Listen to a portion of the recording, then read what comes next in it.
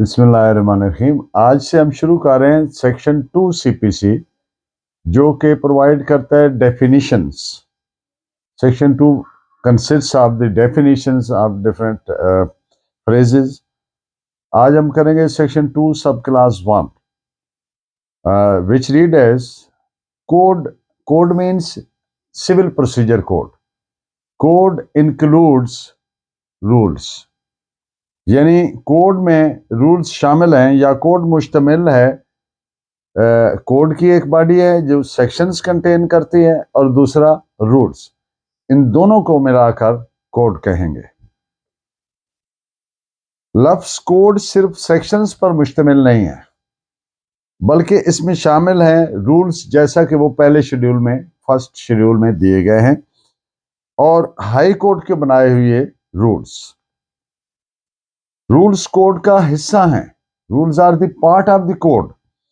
किसी कानून के तहत जो रूल्स बनाए जाते हैं, कोई भी स्टैट्यूट है, उसके तहत जो रूल्स बनाए जाते हैं, वो एक्ट को एनलार्ज या मॉडिफाई नहीं कर सकते, और ना ही एक्ट से बियॉन्ड जा सकते हैं, एक्ट से बाहर नहीं जा सकते, और ना ही स्टैट्यूट की जो स्पेसिफिक प्रोविजंस हैं उनको ओवरराइड कर सकते हैं, और ना ही कोड में मौजूद प्रोविजंस को नलीफाई करने के लिए इस्तेमाल हो सकते हैं। ये सारे बातें जो मैंने पॉइंट्स आपके सामने रखे, ये सारे बड़े अहम हैं, इसलिए इन पे बतौर रेफरेंस चंद एक अहम तरीन जजमेंट्स नोट फरमाइए। PLD 1963 Azad Jammu and Kashmir, page है 72। PLD 1966 Karachi, page 518। PLD 1990 supreme court, page 1034। And PLD 1973 notes, page है 54। अगर कोई ऐसा कॉन्फ्लिक्ट पैदा हो जाता है सेक्शंस के बीच और रूल्स के बीच, तो फिर ये सवाल पैदा होता है कि विच वन शैल प्रिवेल, किस पर अमल होगा। The answer is that the sections shall prevail. इस पॉइंट पे एक रेफरेंस के तौर पर जजमेंट नोट फरमाइए। 1990 पीएलसी 368।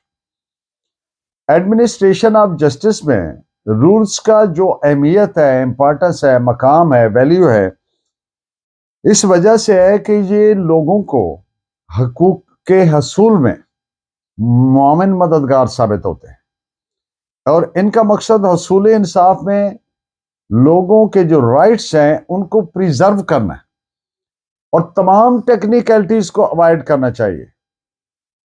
सिर्फ एक बात यहां पे याद रखने वाली है कि जब तक, अगर वो टेक्निकलिटी ऐसी है जो पब्लिक पॉलिसी की ग्राउंड पर बेस्ड है, तो उस पर तो अमल दरामद करवाना पड़ेगा। अदरवाइज अगर कोई टेक्निकलिटी जो पब्लिक पॉलिसी को हिट नहीं करती, तो उनको अवॉइड कर लेना चाहिए, क्योंकि रूल्स सहूलत के लिए बने, रुकावट के लिए नहीं बने। इस पॉइंट पे आप एक जजमेंट नोट फरमाएं। PLD 1985 supreme court, page 345। Civil procedure code में दिए गए रूल्स का मकसद कोई नाकाबिले अबूर रुकावटें, इनसरमाउंटेबल ऑब्स्टेकल्स नहीं खड़ी करनी अदालत के सामने, बल्कि हसूल इंसाफ में फैसिलिटेशन के लिए हैं रूल्स, उसकी सहूलत कारी करने के लिए हैं। ये रूल्स इस तरह से, इनको आप कह सकते हैं कि ये एनेबलिंग प्रोविजंस है, जिन पर सब्सटेंशियल अमल दरामद would be considered to be enough. इस पे एक जजमेंट नोट फरमाइए। PLD 1982 supreme court Azad Jammu and Kashmir, page 35। Code का सेक्शंस में और रूल्स में जो अरेंजमेंट है, ये दरअसल अदालती जो तरीक़ाकार है, जो जुडिशियल प्रोसीजर है, उसको इलास्टिक या फ्लेक्सिबल बनाना है, और माइनर डिफेक्ट्स को रिमूव करने के काबिल बनाना है, बजाय इसके कि फिर लेजिस्लेचर से रिजॉर्ट करना पड़े, रजू करना पड़े। This is reported as 1984 CLC, page 582। CPC के सेक्शन 2 सब क्लास 18 में दी गई डेफिनेशन के मुताबिक रूल्स और फॉर्म वैसे हैं जैसे कि फर्स्ट शेड्यूल में दिए गए हैं या सेक्शंस 122 और सेक्शन 125 ऑफ द सीपीसी में के तहत बनाए गए हैं। सेक्शन 121 सीपीसी कहती है कि फर्स्ट शेड्यूल में दिए गए रूल्स का इफेक्ट ऐसे ही होगा जैसे कोड की बॉडी में दिए गए सेक्शंस का इफेक्ट है,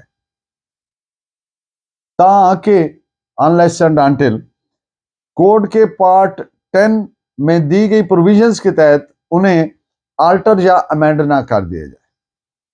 जिससे इस पे एक बताओ रेफरेंस जजमेंट नोट फरमाइए 1997 SCMR पेज 1692।